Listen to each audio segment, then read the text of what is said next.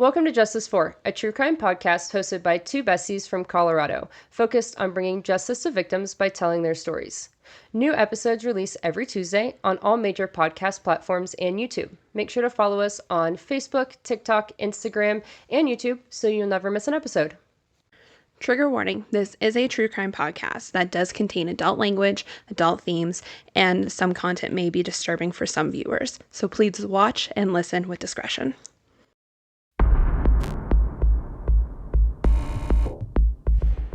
Do you remember when rideshare services like Uber and Lyft first appeared?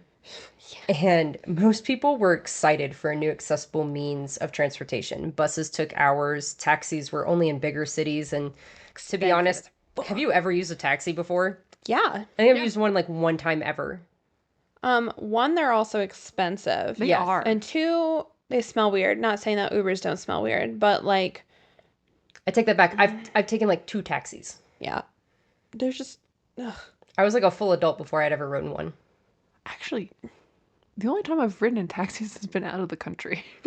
So, public transportation has limited hours. It's good if you're going to work, but not really good if you're going out at night.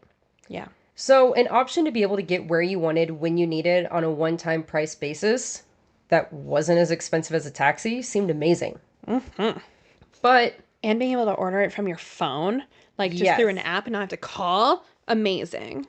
But some people were skeptical of ordering a ride from a stranger on an app. Obviously not Sam. No.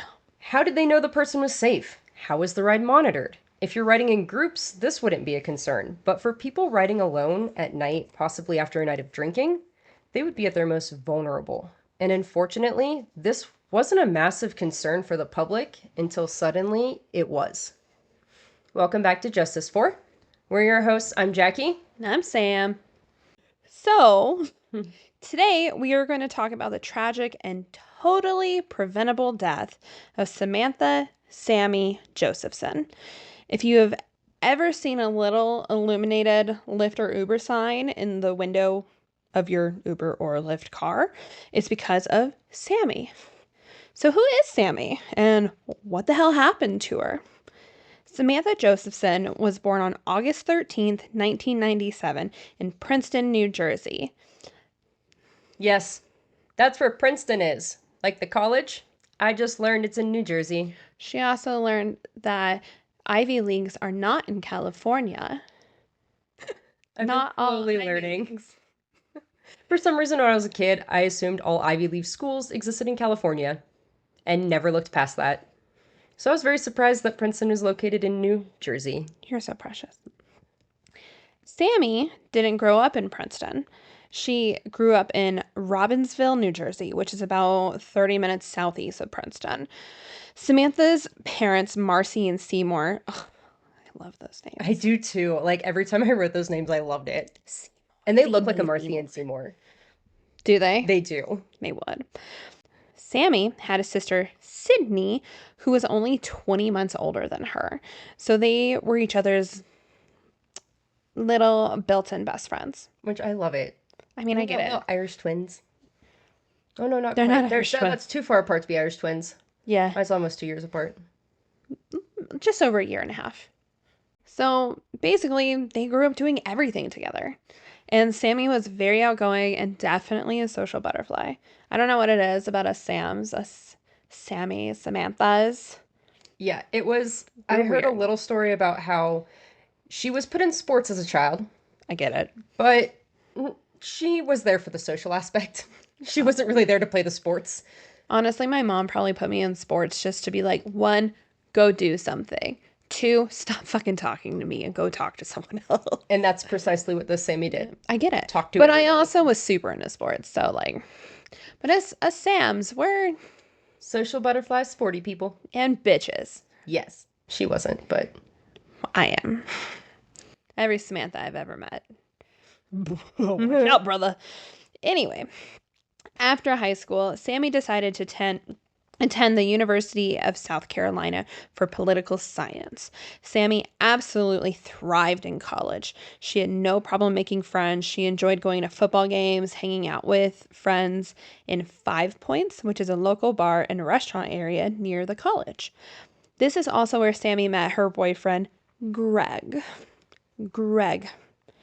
It took a whole year of them talking and being inseparable before they made it official. Sami was also a very determined student. She even joined a sorority, Alpha Gamma Delta. It's described as an international women's sorority. She also studied abroad in Barcelona and took full advantage of being able to spend time in Madrid and Paris while she studied.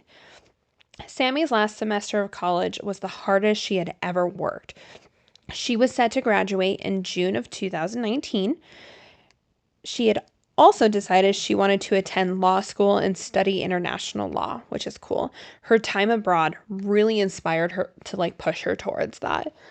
So all of the time that she had spent applying to law school, studying for classes, and worrying about all of her final exams. That's what all of her time went to, which I get it. College is crazy.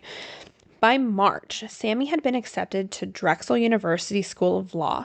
Not only that, but she was offered a full ride scholarship there as well. Get it, boo-boo. That's crazy to get a full ride to a law school. Oh, keep going, though. She also got into Rutgers Law School on a half scholarship. Way to go, girl. Yeah, she was top tier. When I say she thrived in college, she thrived in college.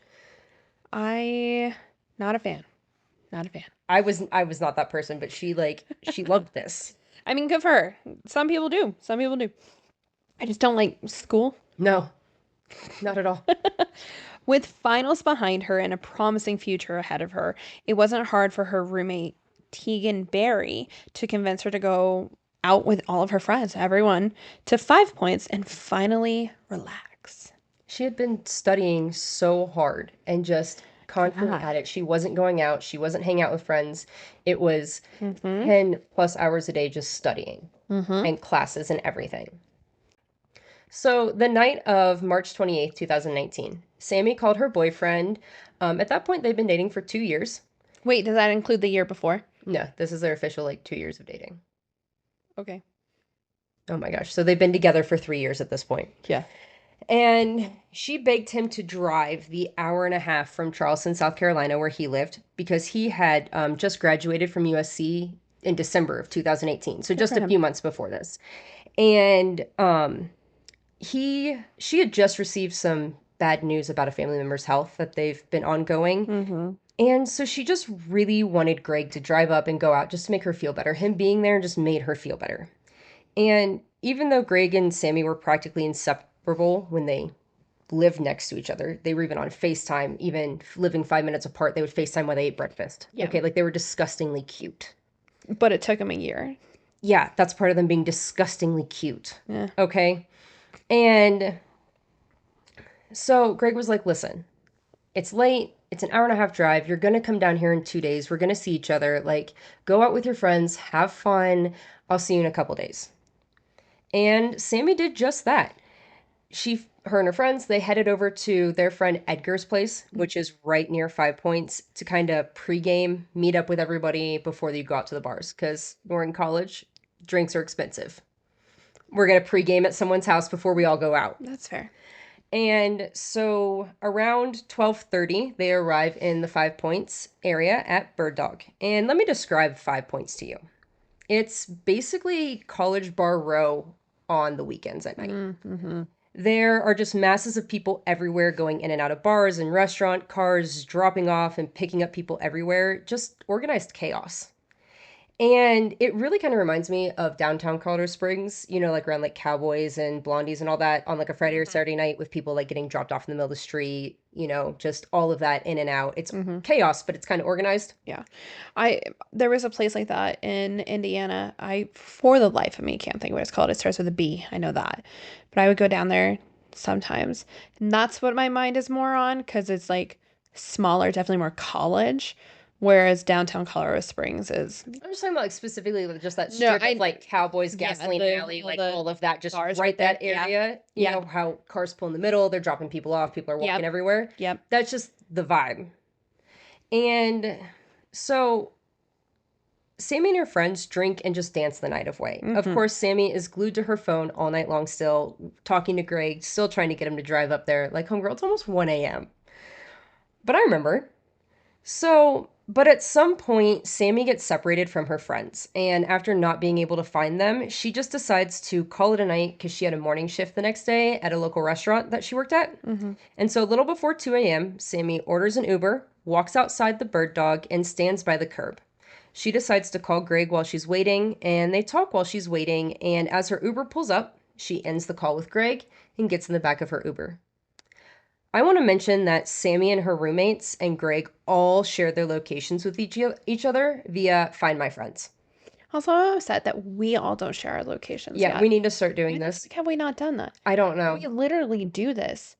We talk Yeah. about murder more than literally anything else. Well, with Nicole having a phone now, Mike and I talked about Life 360 last night, which I should already have on there with giving her a phone. So I think that we should just all do one big group Life 360 account. I have to get like, what if something happens?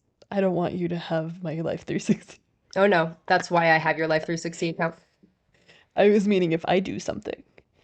That I'm not going to say anything on here, it incriminates me.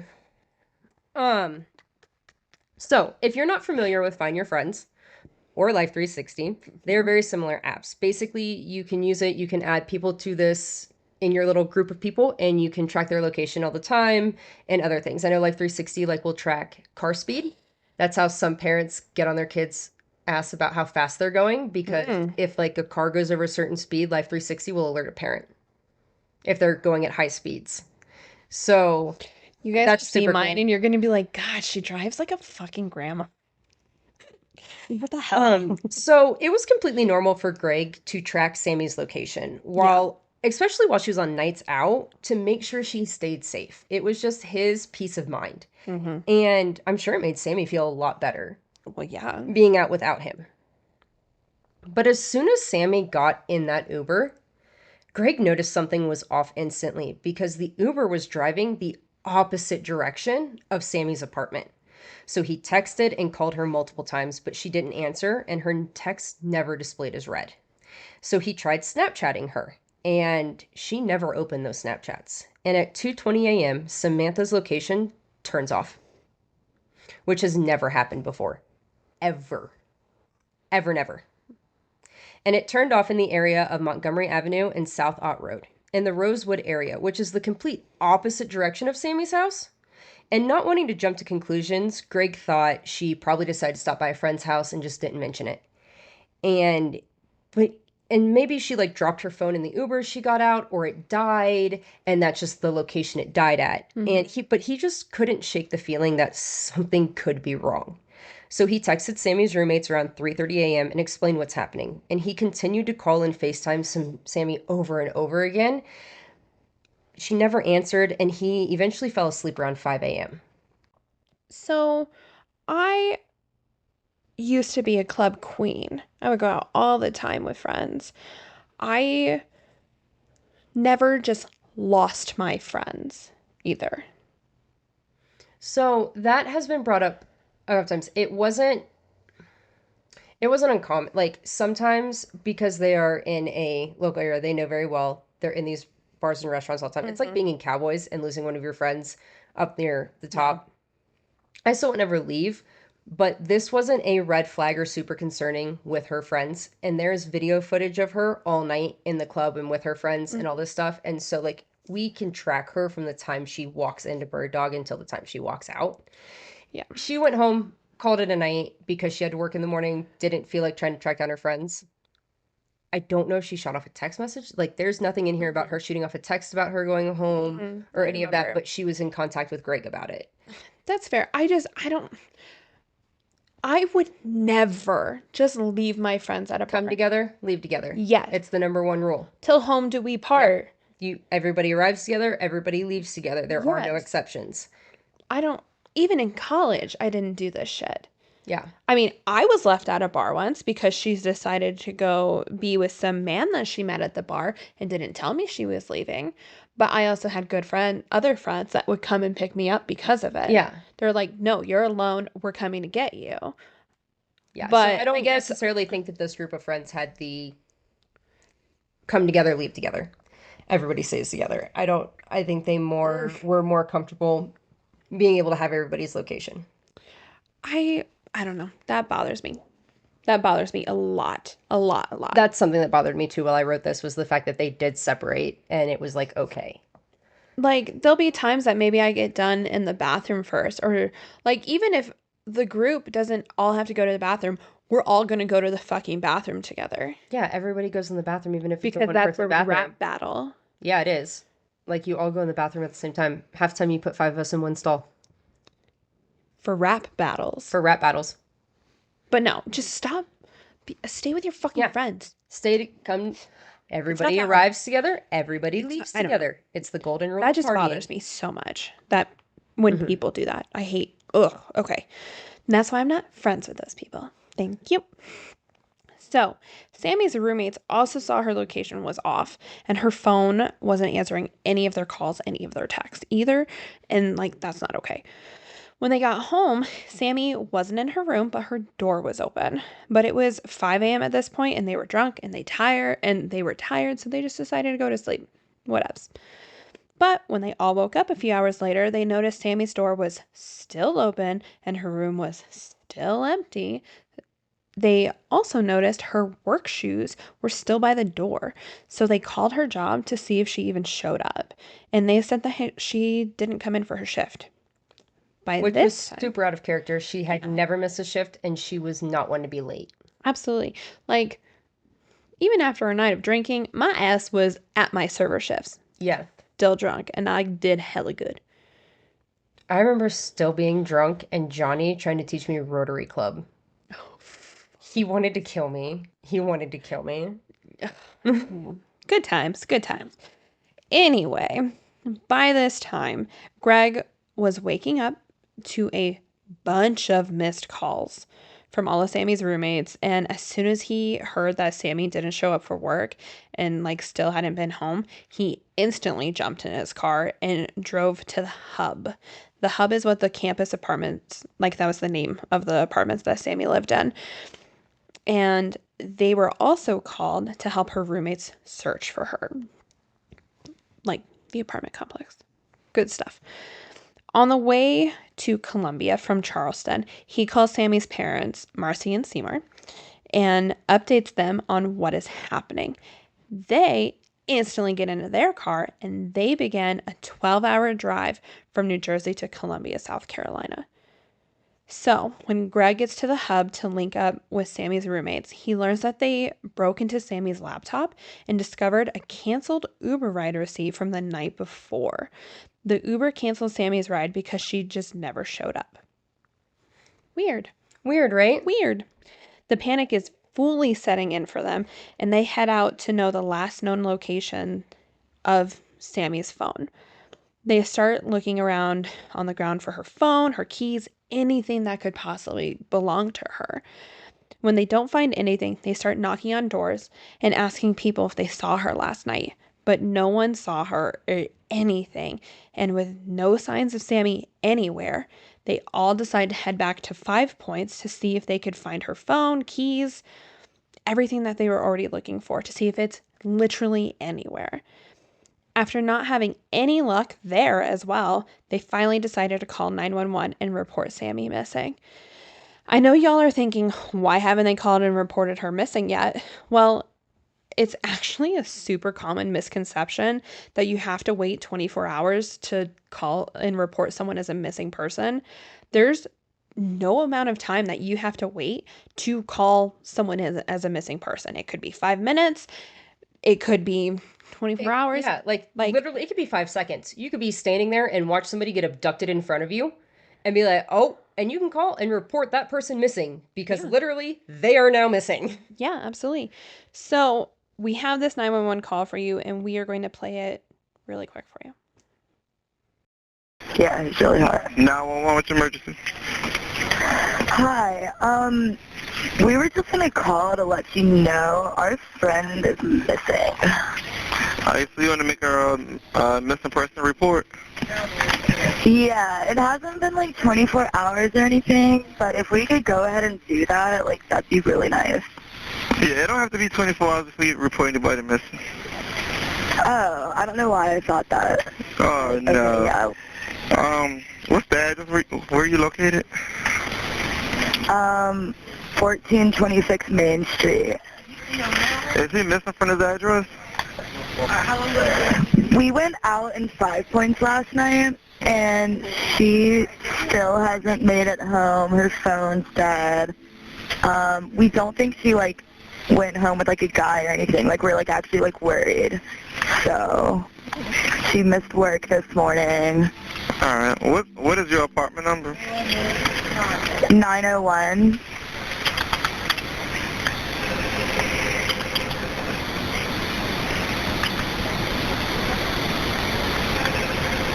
Alright, and what is her name? Samantha Josephson. She goes by Sami. Samantha, and what's her last name? Josephson. Josephson. And how old is she? 21. She white, black, Hispanic? She's white with really dark hair. She's Jewish. Do you know her date of birth? August, someday in August. August 13th. I'm really happy that we finally have a case where we can touch on the, like, you don't have to wait 24 hours to call somebody missing. But on that also note, can we touch on the fact that you don't necessarily have to use your newscaster voice when you are making a 911 That's call? not a newscaster voice. I said you don't necessarily have to use your newscaster voice, but if we could take it up a notch from Valley Girl sitting at a lunch table, That'd be great. and to have a little bit more urgency, and for once it's not a dispatcher. Yeah. Like, I have absolutely no reason to despise this person at all. None. At all. Especially, like, what I know already And how about hard this she's case. working to find her friend. But I can't. I fucking can't. This 911 call lives rent-free in our heads, by the way. Ever since we heard it the first time. This 911 call is actually the reason we did this episode. Yeah, it is, actually. Like, I hope that she has somehow learned to talk without ending every sentence with a inflection like this. She's Jewish.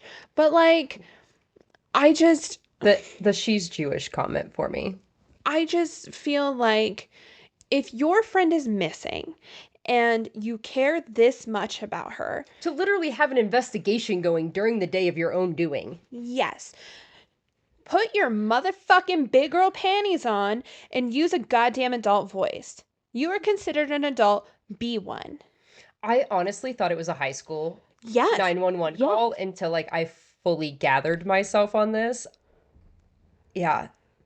Like, I don't know if she was using this voice, like, ironically, or if that's just how she talks, but I can't. But Or if it's like, I can't believe I'm making this call right now. I don't know what I'm doing. that's fair, but you think you would probably, one, if you're really that worried about your friend, you would have a little bit more, just like you said, urgency and, like, not so nonchalant, acting like maybe she was still drunk. Maybe she's just still drunk. It's like 12:30, 1 o'clock in the afternoon. Okay. That's never stopped me before. But searching for If my they friend in didn't- the capacity they were would kind of sober me up a little bit.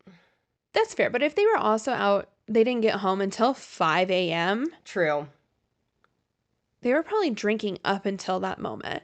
So, Well, they had gone out to that spot before they went home, where her location dropped off. They had left the bar, went to that spot. They didn't look around, like, they looked around, like, they went to see what was there, and were like, it's a neighborhood, and it's 3 a.m. And, like, there was nothing around of hers or anything like that, and so then they went home, and that's why they were like, we don't know, we're going to bed. And so when they came back out the next day, they were really searching for her keys, her phone, and then they started to knock on doors. regardless, So that's a little bit of, like, how late it was whenever they came back and they were finally coming back. But yeah, so I can tell you now whether I heard this as a ghost because I died and you called and the police and spoke like this, You would come back to someone, life just to... I wouldn't come back to, I would hunt the fuck out of you. That's for sure. Or if I happen to be just a friend of yours and we're searching for another friend that may have died and I heard you made this phone call, I'd punch you in your face. And that's what true friends are. She's very passionate about this 911 call. She hates this 911 call. Anyway. So, after reporting Sami missing, Greg and Sammy's roommates get right back to work looking for her. And they continue on to see if they can get any of the bars or restaurants to show them camera footage from the night before. And first they go over to Breakers. And Breakers is a bar that was like across the street from Bird Dog. And they went there first because they thought that they would have a good view of her outside the bar and just have a better angle from across the street. Mm-hmm. Unfortunately, their camera angle wasn't what they needed for where Sami would have been. And they decided to check Bird Dog and ask if they could see their surveillance footage from the night before to see how their cameras were angled. And they actually knew some people who worked there, so it was fairly easy for them to get this done. Mm-hmm. And as they're watching the footage, they see Sami walk right outside in her bright orange shirt and stand under a tree near a curb. They then watch her get into a black car that was definitely not the Uber listed on her canceled receipt. Greg immediately calls the police after seeing this, and they come out and are able to pull footage from basically everywhere with a view of Bird Dog. And we're going to play the footage they found. While there isn't any audio, we're going to describe it really well for you. And it will also be linked below for you to watch. So first up, you're going to see Sami in the top left of the screen outside waiting for her Uber. She's actually like standing by a tree, and she walks to a car as if to get in the car, but that one's not her Uber, and she backs up onto the curb and by the tree. And then a black sedan pulls into a handicap spot, and Sami immediately just gets into the car. And the black car then pulls off in the opposite direction of her apartment, just like her location showed. So when the police show up, when the police show up and finally start getting a feel for the situation and all of the work the group had been doing, they ended up putting out a BOLO, which stands for Be on the Lookout, for Samantha. Then police went and pulled surveillance footage from every business that had a view of Sami, so what they were already pulling. But the police ended up getting it. And they got every angle that Yes. you could get of it. Yes. So the cameras, all of the footage covered pretty much every angle of 5 Points, which is wonderful and almost never heard of. Like, ever. Yeah. Most of the time, they never have cameras that are working. Or there's only like one or two angles and you get them just walking through a frame. Yes. So with all of the different angles, they were able to find out that this black sedan she got in was a black Chevy Impala. And they basically followed the car for about 1.5 miles with all of this footage until they ran out of the cameras to track it. But they did end up putting out an updated BOLO, which included the black Chevy Impala. Police also discover by watching more footage that the Impala is actually circling the bars for about 15 minutes before spotting Sami and going straight for her. They were actually pretty shocked at what they saw. Like, I think in one of the things it was mentioned that he actually hops the curb to get into that handy. Like, he sees her and goes so fast that he ends up like hopping the curb to get to her in that handicap spot. That's ridiculous. So while all of this is going on in 5 Points, 70 miles away in New Zion, around 3 p.m. on Friday, March 29th, just 14 hours after Sami had been seen getting into that black Chevy Impala, 2 turkey hunters were calling it a day and they were hiking back to get to their car. And that's when they discovered the body of a woman. They didn't touch her or even go close enough, but they instantly called the police. And not long after the police arrived, they were informed of a missing woman way out in 5 Points. They became pretty confident it was Samantha. She matched Sammy's description and appeared to be wearing the exact same outfit Sami was seen wearing in the surveillance footage from the night before. But she was covered in so much blood. They would have had to wait for the autopsy for the official confirmation, though. Yeah, it was wild how quickly they found her. Yeah. And connected dots. Yeah. Like, that's good police work. Yeah, like because this one's so hard with everything happening at like 2:30 a.m. the following day. Like, we are in the same day that she was kidnapped in, and we're already finding her and already have all this footage and everything else. Like, it's one of those really sped up ones. Because, like, I don't know, it's just one of those things that's like, if those turkey hunters weren't out there, how long would she have been out there? She was only about 20 feet off of a dirt road in like a field. So she was like off a trail and off a dirt road. So, like, I don't know. So I actually want to talk about her autopsy before we go any further. Sami suffered more than 120 stab wounds to her body, including the feet, back, leg, torso, lung, shoulder, and on the top and side of her head. The autopsy also showed that she had a severed hyoid. Hyoid, thank you. I was like, I'm not inflicting something right there. Had a severed hyoid bone. And bone. I got one and then I split the other. Hyoid bone. Yes. She bled profusely, ultimately dying within 10 to 20 minutes. And I want to say, the human body contains 1 gallon of blood. Sami only had a few tablespoons left.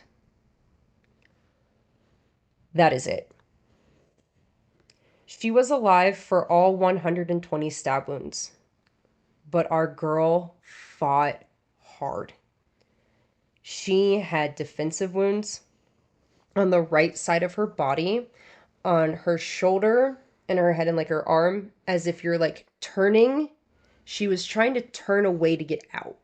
And that's all he could stab. Her fingernails were ripped and torn.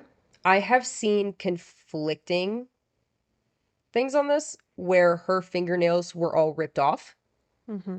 Her fingernails were just ripped, like fighting, or they were torn. Like, I haven't, even with like the autopsy and the medical examiner, it's not a full confirmation whether they were fully ripped off or not.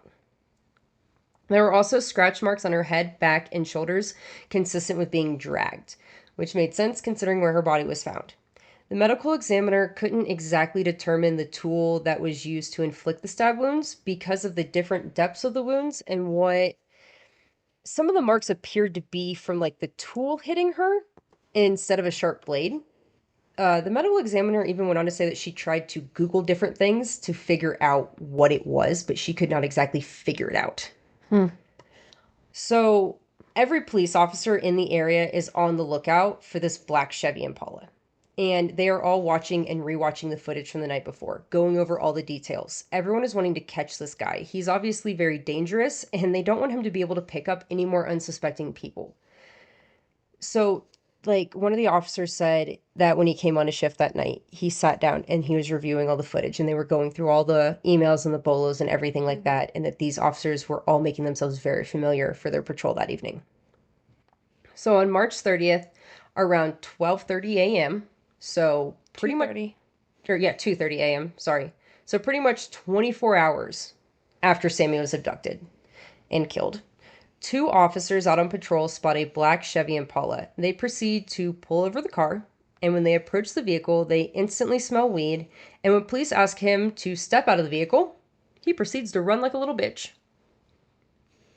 We have the body cam footage of this, and it's pretty great. We're going to play this in 2 parts. So the first part is going to be the clip of the police pulling over the Impala, and we'll start there.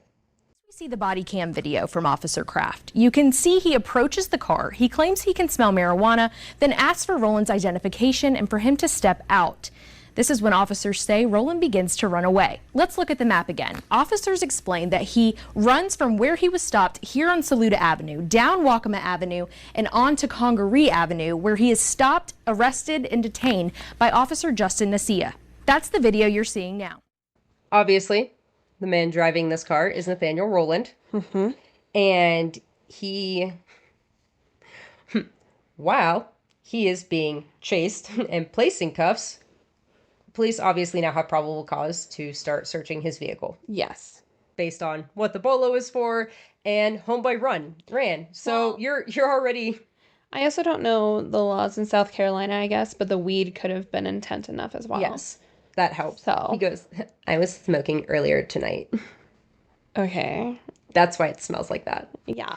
So, while they're searching the vehicle, they find pink keys and a rose gold iPhone in the front of the car. And when they begin to start to look towards the back seat and the trunk of the car, they start to see a little bit of blood. And we're going to play the rest of that clip now, and it also has audio as well. So they're going to kind of describe it for you. We're later shown video again from Officer Kraft of him searching Rowland's car back at the original stop, where he finds keys with a pink key ring in the driver's door and a cell phone between the driver's seat and a center console. A brief shot of the trunk open is seen where Officer Kraft said they saw serious evidence and decided to call crime scene forensics. I really enjoy how, first of all, the cops like, okay, we're going to look around. And then as soon as they see actual evidence of this, they're like, okay, and we're done. We're going to call crime scene now because we found it. With how much blood she lost, even if it was with her being out in that field, she obviously lost blood in the vehicle. So, Oh, yes. yeah, like you see blood, you're just like, I ain't touching this shit. Yeah. Call the cops. I'm already a police. Call another police. Yeah, they're like, they're all, and we need more adulty adults than this. Yeah, That's where that went. yeah. An adult that can successfully adult, Yes. perhaps. But yeah, so I really enjoy that they released that body footage of the car because it's good. It is a good one. It is a good one. And it just shows you, like, Oh, that's just a nice little intro to Nathaniel. yes. So, I understand I went quiet. I was making faces. So, it was a good face. Nathaniel was arrested for running from the cops and brought in for questioning about Sami. He kept saying he didn't feel like talking in his interview with police after his arrest. And he just like kept putting his head on the table. He wouldn't talk, said he was going to go to jail, so it doesn't matter. And he even says at one point, like, I'm just going to go to sleep. I'm going to take a nap. I'm going to take a nap right here. Take a nap right here. Yeah, he was very like the video. Cooperative. Yeah, the videos are him just like basically reminds me of a middle school boy just putting his head on his desk and like not cooperating with the teacher. I think he just knew he was caught. Oh yeah. There was no way of talking himself out of it. Like, some people can't think of stories for that. So, oh well. Nathaniel's girlfriend, Maria Howard, was questioned by police for the first time on April 1st. She was asked about the night of March 28th and like the morning of the 29th, and if Nathaniel was with her. She proceeded to tell police she fell asleep about 1:30, and when she woke up, he wasn't home. She tried calling him and texting him, and he just didn't answer. He finally showed up around 7:45, 8 a.m., which made her mad because she was supposed to be at work at 7 a.m. She asked him where her work shirt and hat was. He left and returned her shirt to her wet. When she asked where her hat was, he said, in the country with blood on it. When she asked him what he meant by that, he just responded, mind your business. Mind your business. Mind your business. So when she got in the car, she said it smelled like chlorine and that it looked like he had tried to clean the car. She said there was blood in the back seat and it was covered up with a white sheet. She also noticed empty cleaning supply bottles, an iPhone, and pink keys. When she asked Nathaniel about the stuff, he again just told her to mind her business. Which is exactly what she did. She also said she didn't call the police because she was scared. I hate when people say that. This case infuriates me. Oh, it really does. If you, oh, okay. We're not even done. Yeah. Police then executed a search warrant for her house. They went through the trash out back and found clothing belonging to Nathaniel that was just covered in blood. Empty gallons of bleach, bloody towels, possibly the murder weapon, which is a multi-purpose knife. This multi-purpose knife is the one that you can like open and close. Like, you know how like a butterfly open? Yep. So those confusing marks that made it hard for medical examiner to determine the weapon, like that's probably what it was. The marks were from the tool being closed and from like the other end while it was open. Yeah. Like, because they're like routed, like, Yeah. Yeah. So, speaking of things the police found, Marcy and Seymour gave all of Sammy's bank info to the police so that they could monitor her account activity. And they quickly discovered that there were a lot of attempts to use her debit card at 2 different ATMs in 2 different cities shortly after she disappeared. And he tried like 9 times at one of the ATMs. It wasn't like a couple hits, it was so many hits on them. Like, my dude, did you really think you were going to guess it? Like, I don't understand. That doesn't make sense to me. Like, I'm nervous to type it in wrong once. Because there was one time that, like, if you don't pull your card out fast enough from the one that, like, takes your card in, it'll keep that shit. And it'll destroy it. So, like... Just do that. That scares me. That scares me. And the person in the surveillance from the ATMs was definitely not Sammy, though. So we're going to play a clip of that for you. It doesn't have audio, but we're going to describe it. It's super short. So there's just a guy in a black jacket, gloves, hoodie, mask, just black, covering his whole body. And he's just kind of like anxiety swinging back and forth in front of this ATM, trying to get money out of it. Not Jewish. Not Jewish. And police also discover footage of Nathaniel trying to sell a rose gold iPhone at 11 a.m. on the 29th. Funny, he's wearing the same outfit as the guy in the ATM videos. Huh. They also matched the clothes from both of the videos to the clothes found covered in blood behind Maria's house. Wait, so he was... I'm sorry. He was trying to sell this iPhone covered in fucking blood. Just like, hey, do you want this iPhone? What? So Nathaniel was then charged with kidnapping and murder. And he, again, never said anything. He wouldn't give them anything. Nothing. Nah. Trial began on July 20th of 2021. So I feel like it was decently quick. Yeah, so this is Even with March COVID. of 2019. Yeah, and so we went... I mean, that's probably actually really for pretty COVID? quick with COVID and everything. Yeah. Yeah. So let's do it. The defense decided to take the stance that Nathaniel's DNA was never found on Sami, and that it wasn't Sammy's fault she died, but it also wasn't Nathaniel's either. How does that make sense? How could he have killed her in such a violent manner and not have a single scratch or cut on him the next day? Or how could she not have his DNA under her nails if she fought that hard? Just hop, skip, and jumping over there. What? Just hop, skipping, and jumping over everything else that happened. Okay. Okay.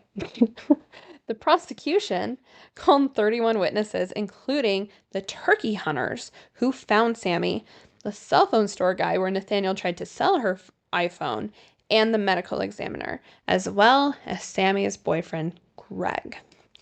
The defense called 0 witnesses, and Nathan was adamant about not testifying. Like, he hasn't talked up to this point. Why would he talk now? Yeah. Fucking idiot. The car forensics was probably one of the most shocking pieces of evidence.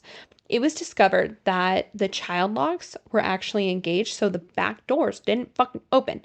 She had no chance. None. The second she got into that car, her fate was sealed. A footprint was found on the back window, and Oh, Yeah. this hurts me. Mm-hmm. They were able to match the actual print of her foot to the one on the window. She was trying to kick the window to get out. There was blood everywhere. The headrest, the seats, the trunk, the floor of the car. Of course, as we already know, her car keys and rose gold iPhone were also found in the car. There were also multiple empty bottles of cleaning products found in the trunk of the car, as well as at girlfriend's home. Mm-hmm. The child locks. Yeah. That is premeditated. Right fucking 1000%. And it's like there was no chance as soon as she shut that door in that car. Yeah. But the fact that she was literally trying to kick the window out, Yeah, she was fucking fighting. She fought so hard. I will say, though, that the defense had a good defense. The DNA part was very lucky. They How never is there found none? any DNA on Her. of his. Mm-hmm. And like that, I couldn't understand that one. That one is just crazy to me. He's obviously not a smart criminal, but I'd be wondering if he was that, you know how covered up he was in that ATM video and stuff? I'd be wondering if he was that covered up in the car. I'm only assuming so. Because we don't actually see any footage of him in that vehicle. So there is, but I watched footage that the police had of the car, like, because they really zoomed in on it pulling in. Yeah. And you can see it's one person in the car. Mm-hmm. You can see it's a figure. You cannot see definitively, like, what they're wearing. If you were Nathaniel's mom, you could not look at that picture and go, oh yeah, that's him. Yeah. Like, you wouldn't be able to know who's in that car. That's fair. Well, even when they pulled him over just from the bolo, he had on a hoodie, sweatpants. Like, he was covered up. Yes. So, maybe he was covered up to the point. But then, even then, like, if she's fighting that hard, you'd at least have fibers or something of the clothes he was wearing that they had. So, I don't know. There's more. What I would consider the most damning testimony happened on day 3 of the trial.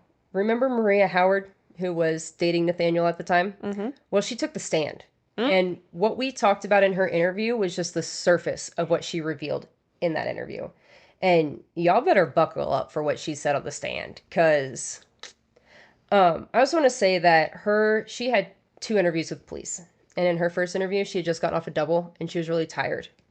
So they tried to trip her up in trial about, like, well, you said this the first time and you said this the second time. And she was like, I got off of a double. I got some sleep over a couple days when they came back and talked to me. And she goes, I wasn't leaving anything out intentionally. I was exhausted.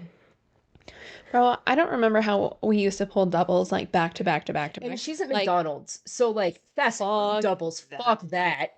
That's worse than a restaurant server. I still have server nightmares, and I haven't served in table 3 didn't get ranch. Yeah, I haven't served in almost 10 years. So it's like the bucks with you. Maria's testimony. Yep.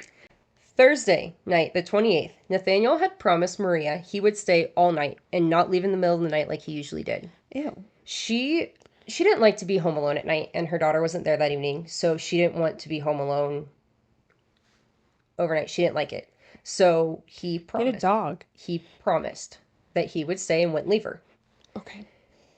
So she fell asleep around 1:30, and he was still there. She got up around 3 a.m. to go to the bathroom, and he wasn't in the house.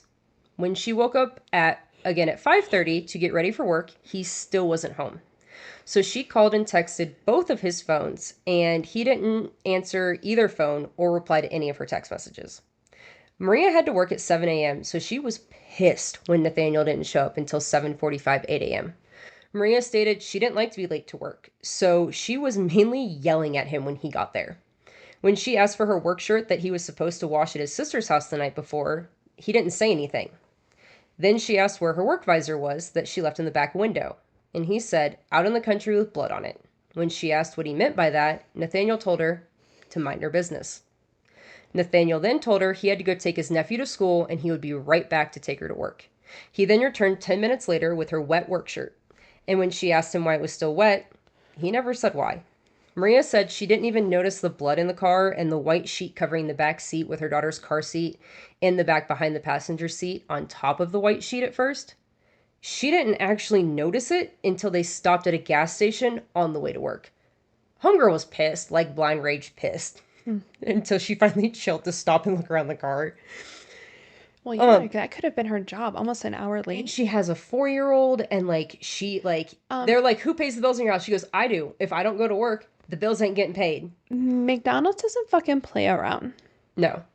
But no, like, she even talks about how she called her boss, and her boss was like, I have a hat for you. Like, something like that. And like they were like, so you put on your wet shirt? She goes, yeah, I put on my wet work shirt and I went to work. Like, I've been there serving before. I've been there. I remember taking my jeans out of the dryer because they weren't dry, and I fucking worked in wet ass jeans, which serving tables in wet ass jeans, awful. Yeah. So she started to look around the car, and that's when she also found the rose gold iPhone and keys in like a center compartment, like something like moved and like you could put it in there. Yeah. And she asked Nathaniel about it, and he once again said, mind your business. Maria also said that he tried to give her the iPhone, and if she wasn't going to take it, he was going to go try to sell it for money. And Maria didn't want the iPhone because, as I quote, I don't do iPhones. I'm an Android person. Ugh. Yeah, I know, that was gross. She probably fucking knew something sinister was already going on, though. Yeah. And so Nathaniel was supposed to pick up Maria from work around 2:30 that day, and he never showed up. So she came home pissed. And like, she had given him her keys to the house because she said that he looked tired and so he could go sleep. Yeah, I bet he looked And tired. so she couldn't just get back into the house. So she started banging on the door, kind of like a cop police knock? Yeah, like a cop knock, because she's pissed, right? Hey, I get it. And she said that like when kicking it at the same time. Yeah, I've been there. And so when when he came to the door, she said he looked like he'd seen a ghost. And he was still wearing the clothes he had on the night before, which had blood on them. And she I don't know why this was my favorite part. She immediately got on his ass about still being in the same clothes and asked him why he hasn't washed his ass yet. I'm not kidding. She said it 3 times on the stand. Because they were like, what'd you ask him? She goes, I asked him why he hadn't washed his ass yet. Well, okay, I love this. I love that she's confronting him. But ma'am. I know. Hold on. I know. So, I still don't know why that was so funny.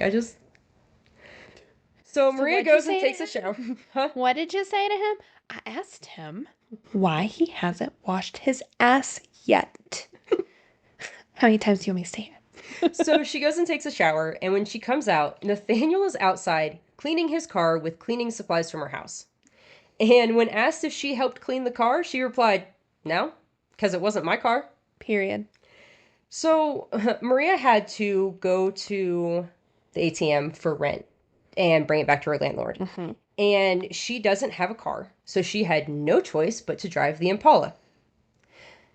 Nathaniel went with her, and while Maria drove, Nathaniel put on blue surgical gloves and started using like Clorox wipes to clean a bloody knife. And she had only ever seen this knife once, and she had never seen it open before. When she asked him what he was doing, Nathaniel again replied, can you guess? I cleaned my ass. Mind your business. Sorry. They then went back to the house so that Maria could pay rent, and she then realized that she had forgotten to pick her kid up from daycare. And her mom couldn't do it at this point. So Maria had no choice but to go and get her 4-year-old daughter in a car that still had blood all over it. Nathaniel really didn't want her daughter in the car, but Maria had no choice. Her daughter actually ended up with blood-stained shoes just from getting into the car and getting out. That night, after they get back from picking up Maria's daughter, because they didn't pick her up till 8 o'clock. That is how much she forgot her own damn kid. A few of Nathaniel's friends came over, and everyone is just hanging out in the front yard. And when Nathaniel and his friends started talking about going out to 5 Points, Maria says, why would you drive a car with all that blood in it? And he ignores her. And sometime after midnight, Nathaniel and his friends head out to 5 Points. Maria's watching TV when she sees a black Impala appear on the screen, along with info about Sami being missing. Maria instantly knew it was Nathaniel's because of the mud on the back of the car. All the blood in the car and Nathaniel's actions suddenly made sense. She was once again asked, why didn't you call the police at any point? Seeing the blood, him cleaning the knife, the news report, she said she was too scared. She was scared of what he would do to her or her daughter. Maria is the very definition of unbothered. Like, she is not getting involved in anything that does not involve her or could directly affect her livelihood and her kid. Like, But she was the definition of not my monkeys, not my motherfucking circus. Not my chair, not my problem. Yeah, like, However, this could have affected her, and her daughter literally had blood on her. yeah, she said that. So she actually was so freaked out by the news report and everything else that she called into work the next day under the excuse that her daughter had to go to the doctor. Her daughter was sick. And she actually took her daughter to the doctor. Nathaniel's brother came and took her. And she noticed the blood on the shoes at the doctor's office. But why I didn't write it in there that way? Because this next part doesn't make sense, and I cannot figure out what she actually meant by this. She said that when she saw the blood on the shoes, she took them off and threw them in the closet.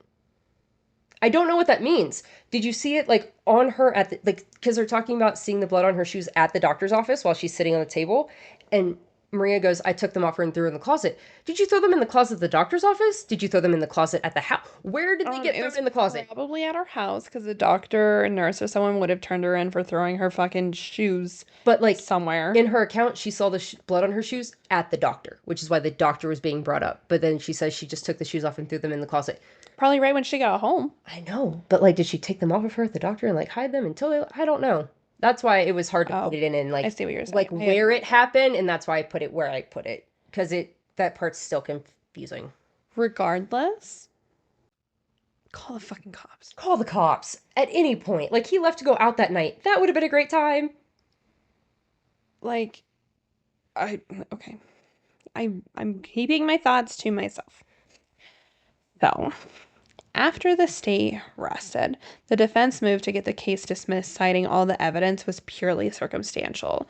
The judge basically laughed, and there was this, like, mountain of evidence that says you're guilty if a jury finds it so. Which, like, legitimately just was like, no. I mean, I've heard some clips of this judge and, like, snaps to, I can't. Oh, yeah, we're going to play some clips of him. He's great. Yeah. On July 27th of 2021, so 7 days. Yeah, like a week trial. Fastest trial. After only deliberating. Gosh, it's been a long day. After only deliberating for a little over an hour, a jury found Nathaniel Rowland guilty of kidnapping and murder and in possession of a weapon during a violent crime. Immediately after his conviction, Judge Newman sentenced him to life in prison. Quote, "For whoever asked me for leniency, that's not part of my DNA." Oh, the judge then also went on to characterize Rowland as being heartless and said the case was the most severe murder he had ever seen in court.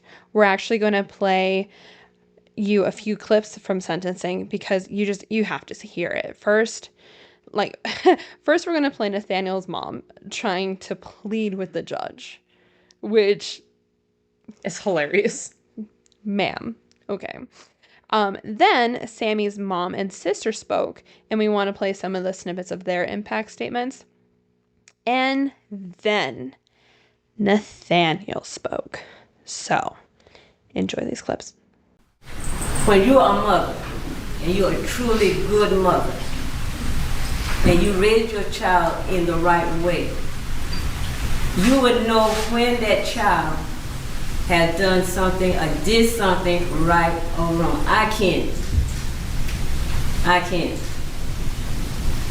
And I know he didn't do this. No, I'm But, not going to hear any yes, sir. claim of what Okay. he did or didn't do. Yes, He is sir. guilty of murder. He's Yes, guilty sir. of kidnapping. Yes, sir. He's guilty of possession of a weapon during the commission of a violent crime.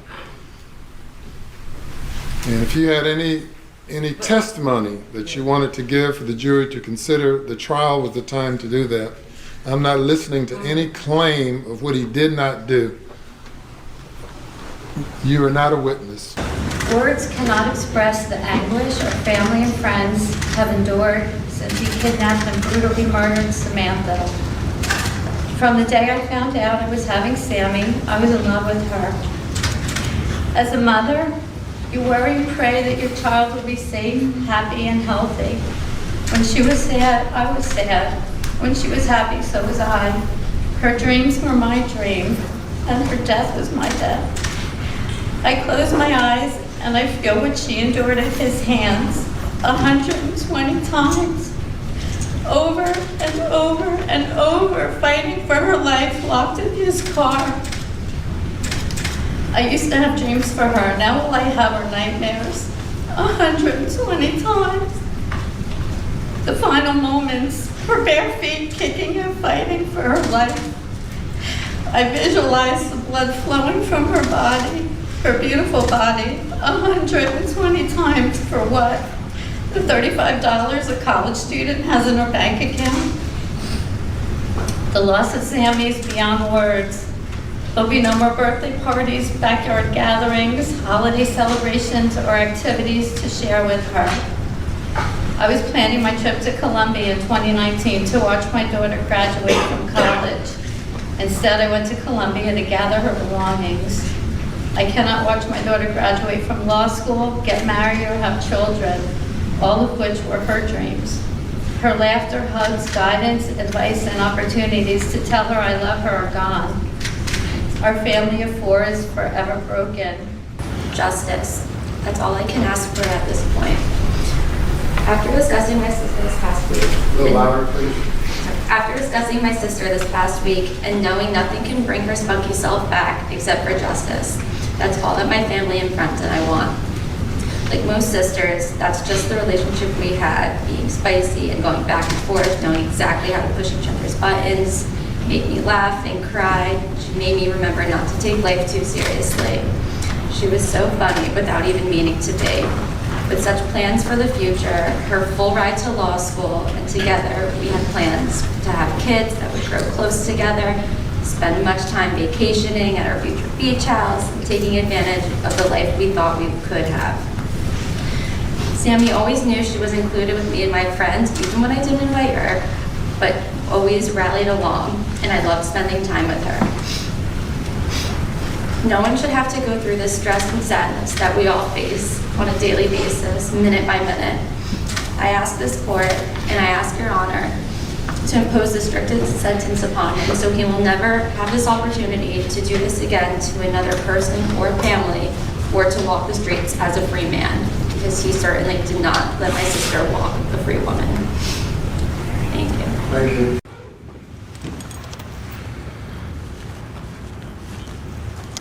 Your Honor, I know I'm innocent. But I guess what I know and what I think really doesn't matter.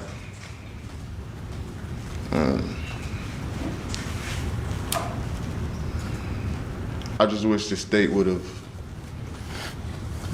done more in finding out who the actual person was, instead of being satisfied with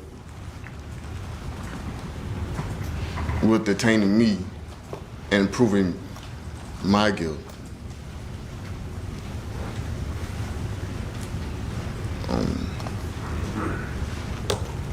I feel like if they would have done further research in certain areas,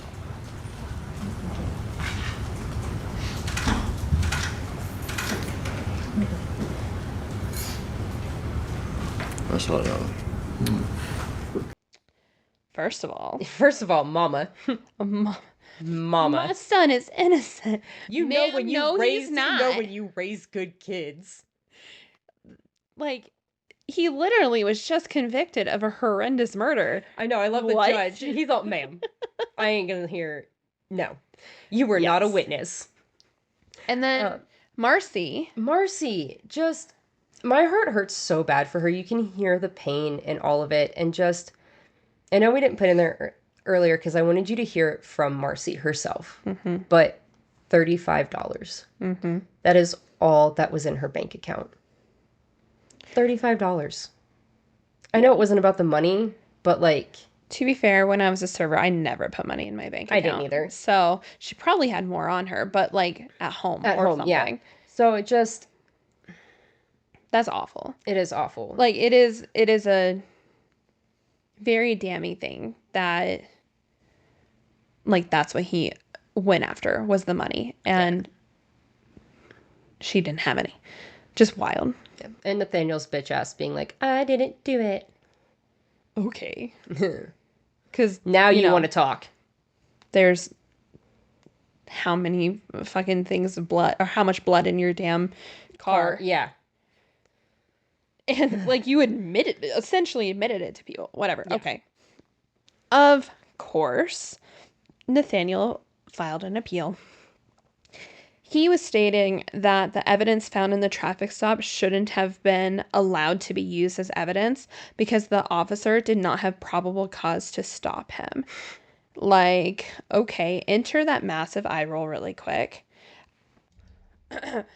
Be so fucking for real right now. So fucking for real. Like, first of all, one, there's a bolo on you. All you had to do was just pull over, answer some questions. But yo ass decided to fucking run? Yeah. Oh, they Enter didn't have probable a cause. reason. Fuck off. Enter probable cause. The probable cause is the bolo. Yes. Yeah. But him running is even more. Oh, yeah. Yeah. Yeah, to search the vehicle, Yeah. yes. Like, if he had not ran and they just smelled weed on him and they searched and didn't find anything, they would probably be like, okay, we're sorry, you're good. We just, like, this is what's happening. I mean, except for when they searched, they would have found all the things.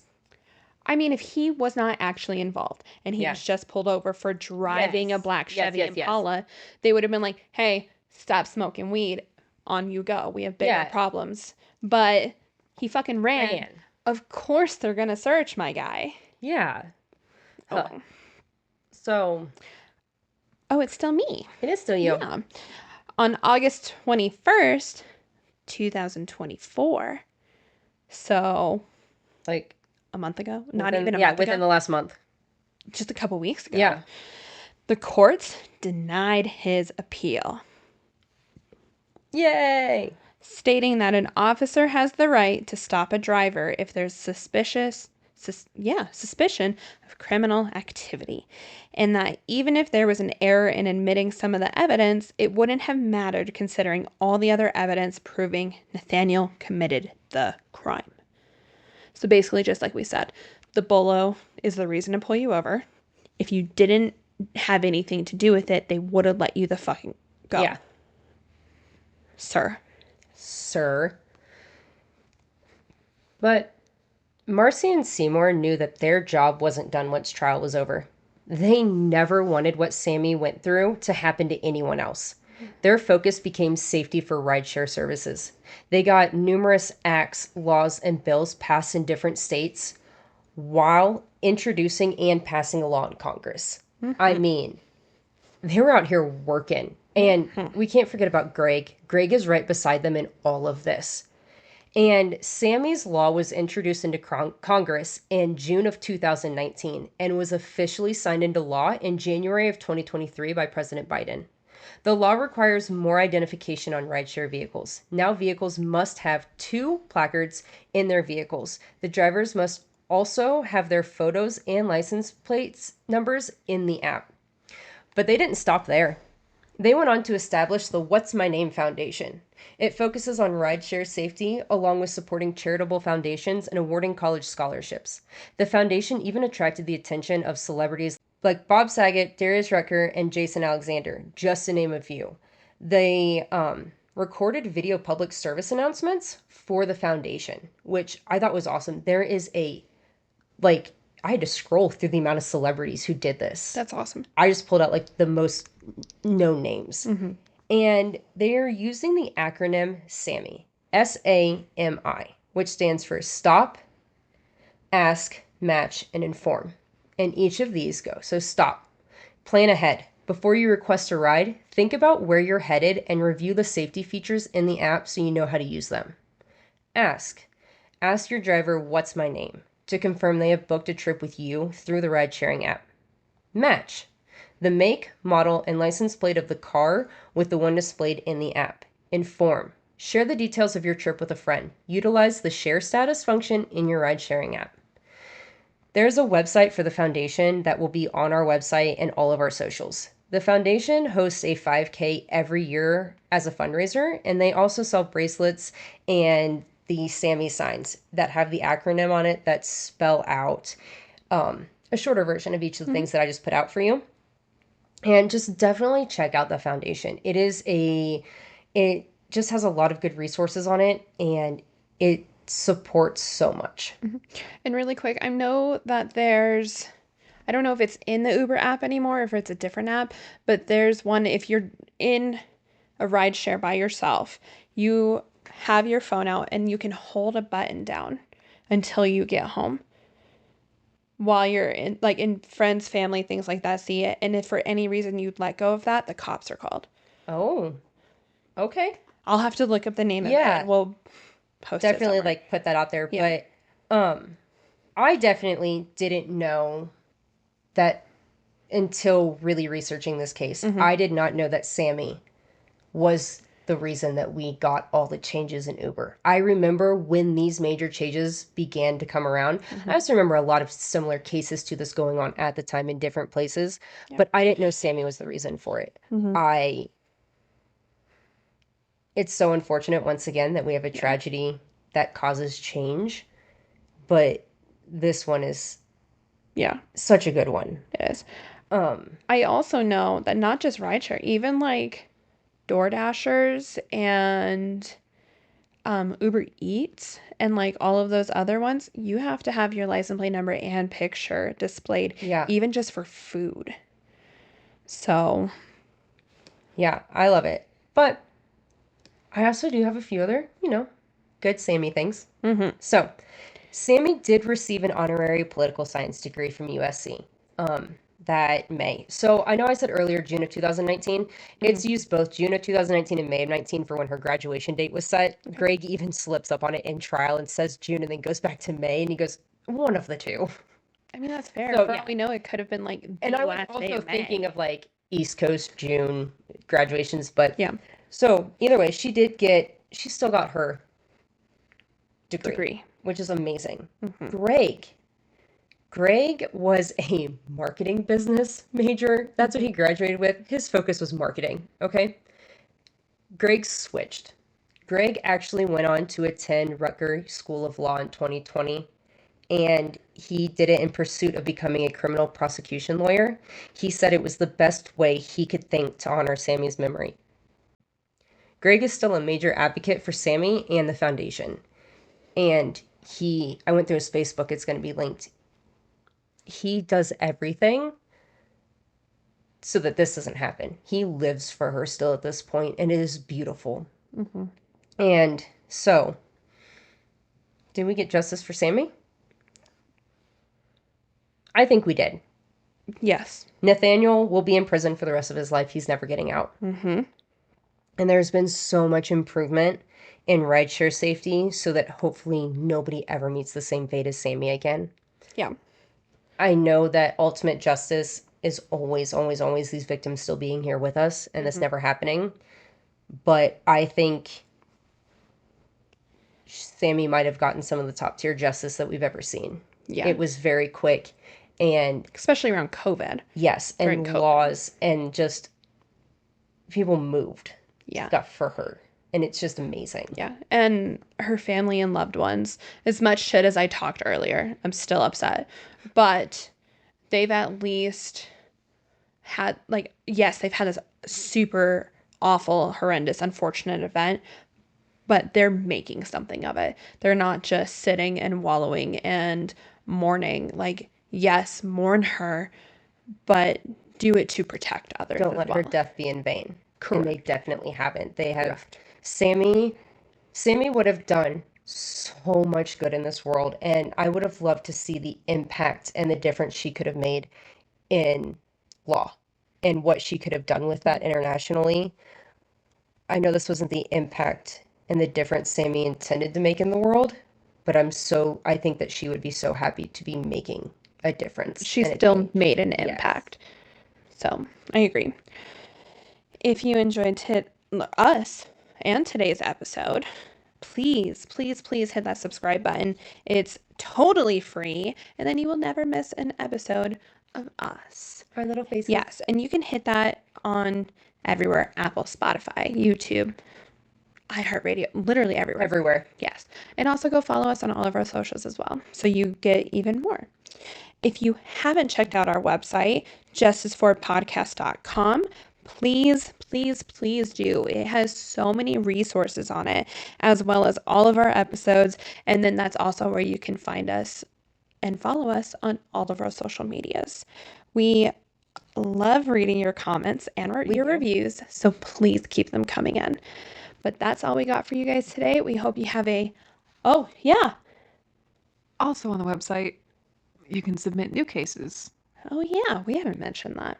Go submit some new cases. So we've actually had a lot. The past month, we've had like 3 that we've had submitted to us, and we've knocked them out. Yeah, we've been getting on the listener submissions. But yes, please go submit those through the website. Absolutely. Please do that. Thank you again for joining us. We love you guys. Please be safe. Please be safe out there. Everybody arrives together. Everybody leaves together. Stop leaving your friends in bars. Please don't do that. Thank you. Okay. Well, we love you guys. Okay. Bye.